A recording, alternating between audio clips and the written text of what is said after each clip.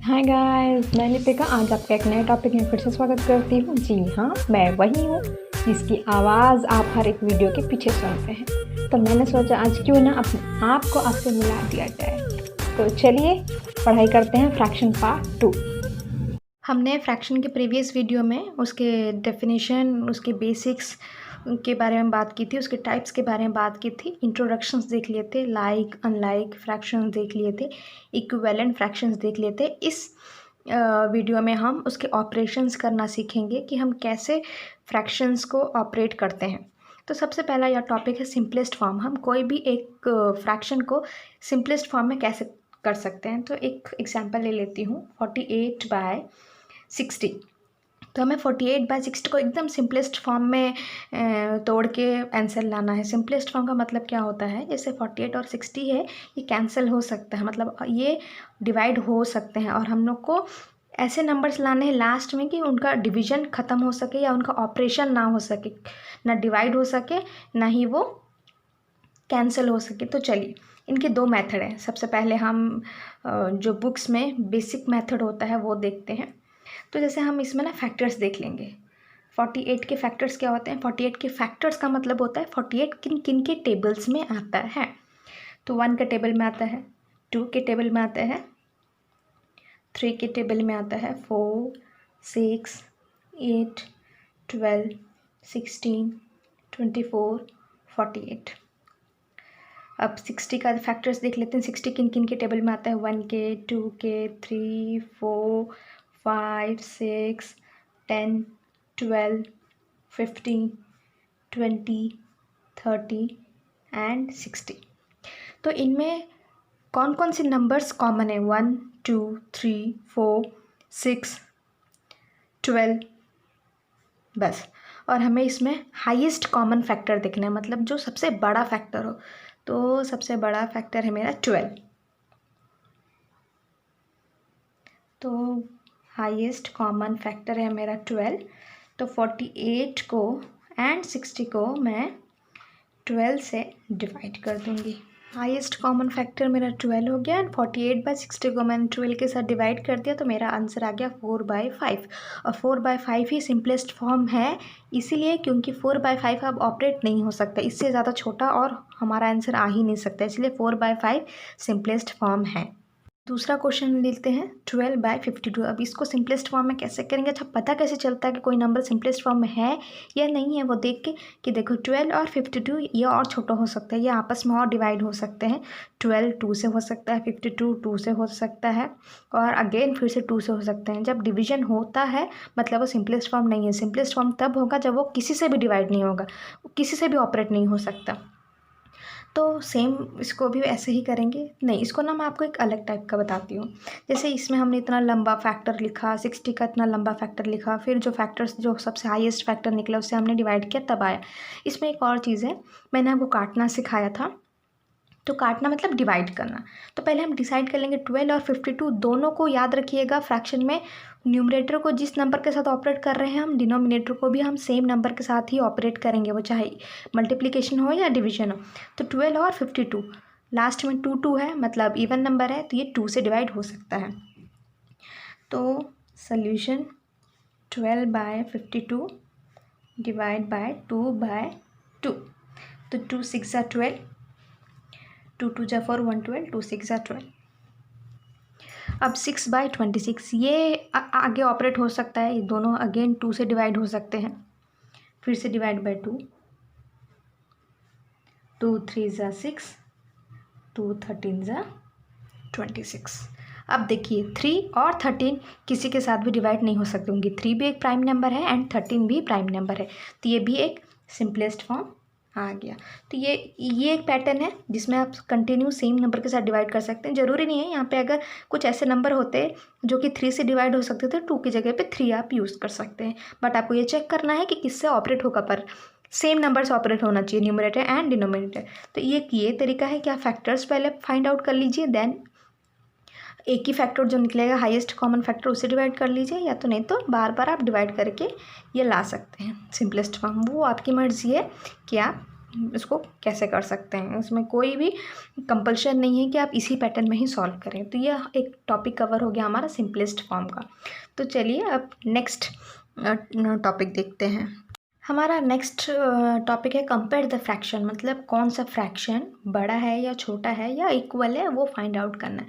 तो देखिए 3/6 एंड 5/6, इसमें ना दो चीज़ ध्यान देने वाली होती हैं। सबसे पहले न्यूमरेटर अगर सेम हो या सेकंड डिनोमिनेटर अगर सेम हो। तो देखिए 3/6 5/6 इनकी डिनोमिनेटर सेम है, तो न्यूमरेटर 3 और 5 में बड़ा कौन सा है 5, तो 5/6 हमारा बड़ा होगा। तो अगर डिनोमिनेटर सेम हो तो न्यूमरेटर में जो बड़ा नंबर है उसके हिसाब से हम लगा सकते हैं। बट अगर न्यूमरेटर सेम हो, जैसे ये है 1 1 दोनों तरफ न्यूमरेटर सेम है बट डिनोमिनेटर अलग है, तो इसमें जो 7 है डिनोमिनेटर वो बड़ा नहीं होगा, जो 4 है वो बड़ा होगा, क्योंकि डिनोमिनेटर में जितना बड़ा नंबर होता है उतना वो छोटा होता है और न्यूमरेटर में जो बड़ा है वो तो बड़ा ही है। तो ये याद रखिए कि डिनोमिनेटर और न्यूमरेटर में ऐसा है। कुछ कुछ स्कूल्स में ये सिखाया जाता है कि पहले 7 और 4 को एलसीएम ले लो, फिर उनके फ्रैक्शन को उनके डिनोमिनेटर को सेम करो, फिर नए फ्रैक्शंस आ जाएंगे विथ सेम डिनोमिनेटर, तो आप फिर आप कंपेयर कीजिए। तो वो बहुत लेंथी प्रोसेस है। तो ये बहुत शॉर्टकट मेथड है कि जिनके न्यूमरेटर सेम हो, डिनोमिनेटर अलग हो, तो जो छोटा डिनोमिनेटर है वो बड़ा नंबर होगा, और जिनके न्यूमरेटर सेम, जैसे ये 3 और 3 न्यूमरेटर सेम है, 5 और 7 डिनोमिनेटर डिफरेंट है। तो डिनोमिनेटर अगर डिफरेंट है तो जो छोटा डिनोमिनेटर है वो बड़ा होगा। और इसमें डिनोमिनेटर सेम है पर न्यूमरेटर अलग अलग है, तो डिनोमिनेटर सेम है तो न्यूमरेटर में जो बड़ा नंबर है वो बड़ा ही होगा। तो ये बहुत शॉर्टकट मेथड है कंपैरिजन का, तो आप इसको यूज़ कीजिए, क्योंकि एग्ज़ाम्स में क्या होता है ना, ये फ्रैक्शन सबसे ज़्यादा टाइम टेकिंग होता है, क्योंकि हम उसमें एलसीएम लेते हैं, फिर इनके डिनोमिनेटर को कॉमन करते हैं, फिर ऑपरेशन करते हैं, तो बहुत लेंथी हो जाता है। अगर आपको शॉर्ट ट्रिक्स पता हो ना तो हम टाइम यहाँ पे बचा सकते हैं। अब मैं जो एलसीएम लेके डिनोमिनेटर को सेम करने की कोशिश करते हैं वाला जो बता रही हूँ, वो मैं आपको बताऊंगी कि कहाँ एप्लीकेबल होता है, कि कहाँ कंपल्शन है कि हम वहाँ पे करें। तो फ्रैक्शन में जो असेंडिंग ऑर्डर और डिसेंडिंग ऑर्डर होता है ना, वहाँ पे हमें करना बहुत ज़रूरी होता है, क्योंकि वहाँ पे बहुत सारे नंबर्स होते हैं, डिनोमिनेटर न्यूमरेटर सबके अलग अलग होते हैं। तो उसमें क्या होता है, कंपल्शन हो जाता है कि हमें उनके डिनोमिनेटर को सेम करना ही है। तो चलिए देखते हैं असेंडिंग ऑर्डर। असेंडिंग ऑर्डर मतलब छोटे से बड़े क्रम में हमें सजाना है। तो एक क्वेश्चन ले लेते हैं ए, जैसे ये क्वेश्चन है 3/8 6/8 4/8 एंड 1/8। इसमें डिनोमिनेटर सब सेम है और न्यूमरेटर अलग है। तो मैंने आपको अभी बताया था, अगर डिनोमिनेटर सेम हो तो न्यूमरेटर में जो बड़े नंबर्स होते हैं वो ऐसे ही लिखते हैं, जो बड़ा है वो बड़ा है, जो छोटा है वो छोटा है। तो 1/8, उससे बड़ा 3/8, उससे बड़ा 4/8 एंड उससे बड़ा 6/8।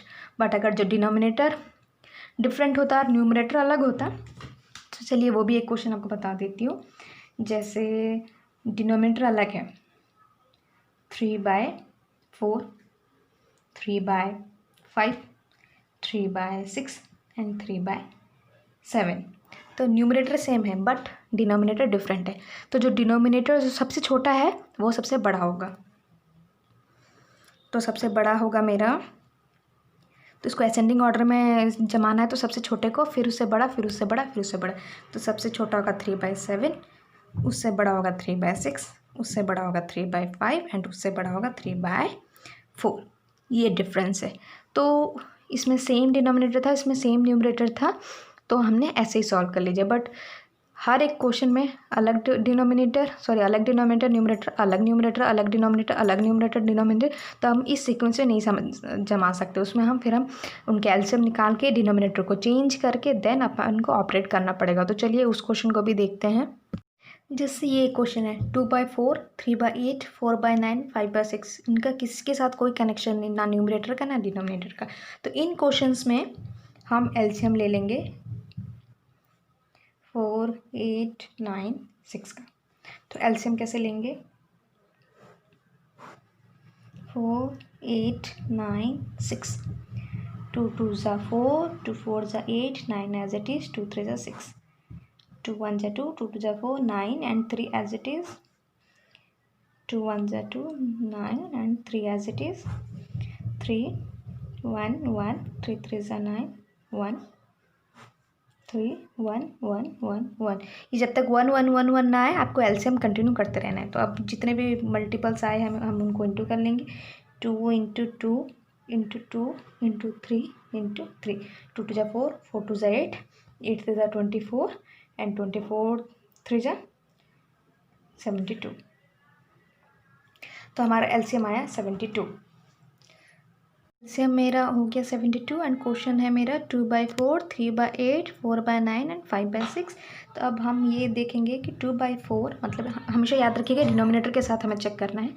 तो मेरा 72 डिनोमिनेटर में आना चाहिए, तो आप ऐसे लिख दीजिए। अब 4 के साथ मैं ऐसा क्या मल्टीप्लाई करूँ नंबर जिससे कि मेरा 72 आए। तो सीधा आपको ऐसा सोचने की ज़रूरत नहीं, सीधा 4 को 72 के साथ डिवाइड कर दो, आ गया 18, मतलब 18/18। 18 के साथ इंटू करेंगे तो 72 आ जाएगा। तो 4 18 × 72 एंड 2 18 × 2 8 × 16, 1 2 1 2 8 3 36। अब दूसरा है 3/8। ये जो क्वेश्चन है उनको एक एक उठाना है और यहाँ पे बनाते जाना है। यहाँ पे भी ऐसा क्या आएगा नंबर जिससे कि मेरा नीचे 72 आना चाहिए डिनोमिनेटर में। तो 8 9 ज़ा 9, नीचे जो डिनोमिनेटर के साथ हम मल्टीप्लाई करेंगे सेम नंबर ऊपर भी करेंगे, जैसे कि मैंने आपको पहले बताया था ऑपरेशन फ्रैक्शन के साथ सेम नंबर के साथ ही होता है। तो 8 9 ज़ा 72, 3 9 ज़ा 27। नेक्स्ट है 4/9। 9 के साथ ऐसा क्या मल्टीप्लाई करेंगे जिससे कि मेरा डिनोमिनेटर में 72 है। तो 9 8 ज़ा 8 ज़ा 4 8 ज़ा 32। दूसरा है 5/6। 6 के साथ ऐसा क्या मल्टीप्लाई करेंगे जिससे कि मेरा 72 आए। तो 6 को 72 के साथ पहले आप डिवाइड कर लीजिए, तो आ जाएगा 12। 12 6 ज़ा 72 होता है। तो 12/12 5 12 ज़ा 60। तो देखिए सबके डिनोमिनेटर 72 आ गए, मतलब सबके डिनोमिनेटर मेरे सेम हो गए। तो वो सीक्वेंस को लिख लेते हैं जो कि मेरा आ गया है 36/72, 27/72, 32/72 एंड 60/72। तो इसमें डिनोमिनेटर सेम है, तो ऊपर के जो नंबर्स हैं जैसे हैं, बड़े हैं तो बड़े और छोटे हैं तो छोटे। तो 36/72 सब 27/72 सबसे छोटा है, तो 27/72 सबसे पहले लिखेंगे क्योंकि हम असेंडिंग ऑर्डर बना रहे हैं। तो जो सबसे छोटा नंबर है वो पहले लिखेंगे। तो 27/72 उससे बड़ा होगा मेरा 32/72, उससे बड़ा होगा मेरा 36/72, उससे बड़ा होगा मेरा 60/72। तो पर मेरा ओरिजिनल क्वेश्चन तो ये नहीं था, तो अब हम मेरा ओरिजिनल क्वेश्चन के फॉर्म में लिखेंगे, अदरवाइज हमारे मार्क्स डिडक्ट हो सकते हैं। तो 27/72 किससे आया था? 3/8। तो 3/8 मेरा सबसे छोटा नंबर है। उसके बाद 32/72 किससे आया था? 4/9। तो 4/9। 36/72 किससे आया था? 2/4 एंड 60/72 5/6। ये है मेरे असेंडिंग ऑर्डर के सीक्वेंस। तो आपको ऐसे ही क्वेश्चंस को बनाने हैं अगर डिनोमिनेटर और न्यूमरेटर सारे क्वेश्चंस के डिफरेंट होते हैं तो ये आपको समझ में आ गया। अब हम मूव ऑन करते हैं ऑपरेशन के ऊपर, प्लस माइनस मल्टीप्लाई और डिवीजन। अब हम देखते हैं एडिशन एंड सब्सट्रैक्शन। हम साथ में देख लेते हैं क्योंकि बहुत छोटे छोटे क्वेश्चंस होते हैं, तो हम अलग अलग ऐसे पैटर्न नहीं बनाएंगे, हम साथ में ही देख लेंगे सारे क्वेश्चंस को। जैसे 1/18 है प्लस 1/18 है, अगर डिनोमिनेटर सेम है तो कोई इशू नहीं है, आंसर में एक डिनोमिनेटर आ जाएगा और जो न्यूमरेटर है वो ऐड हो जाएंगे। 1 + 1 2। 2/18 देखिए सिंपलेस्ट फॉर्म में हमें लाना है, तो 2 और आप डिवाइड हो सकता है 2 से, तो 2 1 ज़ा 2, 2 9 ज़ा 18, तो 1/9 मेरा आंसर है। आप 2/18 भी लिख सकते हैं, बट इसमें आपके हाफ मार्क्स डिडक्ट हो सकते हैं क्योंकि हमें फ्रैक्शन में जितना सिंपलेस्ट हो सके उतने सिंपलेस्ट में हमें आंसर चाहिए होता है। दूसरा एक क्वेश्चन हम देख लेते हैं 3 - 12/5। इसमें 3 के नीचे कुछ नहीं है, अंडरस्टूड है कि 1 है, तो एलसीएम लेंगे 1 और 5 का, 5 हो जाएगा। और 3 के नीचे कुछ नहीं है, 1 है, तो 5 के साथ 3 इंटू हो जाएगा, तो 5 3 ज़ा 15 माइनस 12 के नीचे 5 है तो हम मल्टीप्लाई नहीं करेंगे, as it is one number को लिख लेंगे। 5 - 12 3/5। ये ऑलरेडी सिंपलेस्ट फॉर्म में है क्योंकि 3 भी प्राइम नंबर है और 5 भी प्राइम नंबर है, ये आपस में डिवाइड नहीं हो सकते या किसी और के साथ हम सेम नंबर को डिवाइड नहीं कर सकते। तो ये हमारा सिंपलेस्ट फॉर्म में आंसर आ गया। तो ऐसे ही क्वेश्चंस रहेंगे प्लस और माइनस के, आपको बनाना है। एक और क्वेश्चन ले लेते हैं, जैसे इसमें तो सेम डिनोमिनेटर थे, दूसरा डिनोमिनेटर ले लेते हैं 2/3 + 1/7। तो इसमें डिनोमिनेटर अलग अलग है तो हम एलसीएम लेंगे। 3 और 7 का एलसीएम होगा 21। तो 3 के साथ पहले एलसीएम को, जो डिनोमिनेटर होता है उसको एलसीएम के साथ डिवाइड करते हैं और जो आंसर आया फिर उसी आंसर को उसी के न्यूमरेटर के साथ मल्टीप्लाई करते हैं। तो जैसे 2/3 का 2/3 में डिनोमिनेटर 3 है तो 3 को एलसीएम के साथ डिवाइड करेंगे तो 3 को 29 के साथ डिवाइड करेंगे तो आएगा 7। तो 7 को 2 के साथ मल्टीप्लाई करेंगे, 2 × 7 प्लस का साइन क्योंकि हमें प्लस करना है। तो यहाँ पे 7 है, 7 को 21 के साथ डिवाइड करेंगे तो आएगा 3 और उसके न्यूमरेटर के साथ मल्टीप्लाई करेंगे 1 × 3। तो 40 + 3/21 17/21 ये आंसर है। क्योंकि इससे ज़्यादा सिंपलेस्ट फॉर्म में हम डाल नहीं सकते क्योंकि 17 हमारा प्राइम नंबर है तो ये डिवाइड नहीं हो सकते हैं। तो ये एडिशन और सब्सट्रैक्शन ऐसे ही होते हैं। जितने भी नंबर्स, यहाँ पे टू नंबर्स थे तो मैंने 2 नंबर का एलसीएम लिया। अगर ज़्यादा जितने भी नंबर्स हों उतने ही नंबर्स का एलसीएम लेके सेम जैसे मैंने ऑपरेट किया है वैसे यहाँ पे 2 डिजिट थे वैसे ही मल्टीप्लिकेशन और डिवीजन बहुत ईजी होते हैं क्योंकि इसमें हमें कोई एलसीएम नहीं लेना होता है या कोई भी डिनोमिनेटर को सेम नहीं करना होता है। इसमें सिंपली जैसे क्वेश्चन है वैसे ही मल्टीप्लाई और डिवाइड कर लेते हैं तो इसलिए बहुत ईजी है। तो एक क्वेश्चन देखते हैं, मैं बहुत सिंपल क्वेश्चंस ले रही हूँ ताकि बेसिक्स आपको समझ में आए। तो 2/3 × 1/7। तो मल्टीप्लिकेशन में क्या होता है, जो न्यूमरेटर है वो न्यूमरेटर के साथ मल्टीप्लाई होगा, जो डिनोमिनेटर है वो डिनोमिनेटर के साथ ही मल्टीप्लाई होकर सिंपल आंसर आएगा। तो 2 × 1 = 2, 3 × 7 = 21। बस एक बार ये देख लेना है कि मेरा आंसर सिंपलेस्ट फॉर्म में आया है कि नहीं आया है। तो हाँ, 2 और 21 ये आपस में डिवाइड नहीं हो सकते और किसी के साथ भी, क्योंकि 2 और 21 दोनों ही प्राइम नंबर है तो ये किसी के भी टेबल में नहीं आते हैं। तो आंसर है। अगर आपको सिंपलेस्ट फॉर्म में नहीं समझ में आ रहा है करना तो आप जो आंसर है वैसे ही रख सकते हैं, सिर्फ हाफ मार्क्स ही डिडक्ट होंगे। बट क्वेश्चन तो आप अटेम्प्ट कर रहे होंगे ना। पता चला कि आप ये कंफ्यूज हो गए कि अरे सिंपलेस्ट फॉर्म में कैसे बनाएंगे, कैसे करेंगे, और आपने क्वेश्चन ही छोड़ दिया। वो नहीं करना है हमें। तो एक और क्वेश्चन ले लेते हैं, कोई भी एक क्वेश्चन पर्टिकुलरली ले लेते हैं। 4/8 × 2/3। मैं रैंडमली एक क्वेश्चन उठा ले रही हूँ। तो न्यूमरेटर को न्यूमरेटर के साथ और डिनोमिनेटर को डिनोमिनेटर के साथ इंटू करना है। तो 4 × 2 = 8, 8 × 3 = 24। ये देखिए 8 और 24 दोनों ही 2 के टेबल में आता है और 8 और 24 आपस में डिवाइड भी हो सकते हैं। 8 × 1 = 8, 8 × 3 = 24। तो 1/3 आंसर। ये सिंपलेस्ट फॉर्म का आंसर है। 8/24 भी गलत नहीं है आंसर, वो भी आंसर है, उसमें भी आपको मार्क्स मिलेंगे। तो multiplication as simple as that, बहुत सिंपल है। अब हम डिवीजन देखते हैं। तो डिवीजन भी ऐसे ही है, बस उसमें एक चीज़ का डिफरेंस है, वो मैं बताती हूँ क्या है। जैसे डिवीजन का भी एक बेसिक क्वेश्चन ले लेती हूँ मैं। 4/8 ÷ 2/8। इसमें सबसे पहले क्या करना होता है, अगर डिवीजन है तो हमें डिवीजन को मल्टीप्लाई में कन्वर्ट करना होता है। हम ऐसे डिवाइड नहीं कर सकते हैं फ्रैक्शन में। तो जैसे 4/8 है और यहाँ पे डिवीजन की जगह पे जब हम मल्टीप्लाई यूज़ करते हैं तो जो मेरा डिवीजन के बाद वाला जो फ्रैक्शन है ना वो रेसिप्रोकल हो जाता है। जो डिनोमिनेटर है वो न्यूमरेटर हो जाता है एंड जो न्यूमरेटर है वो डिनोमिनेटर हो जाता है। अब सिंपल कर लीजिए मल्टीप्लाई। 4/8 = 32, 8/2 = 16। ये भी एक आंसर है।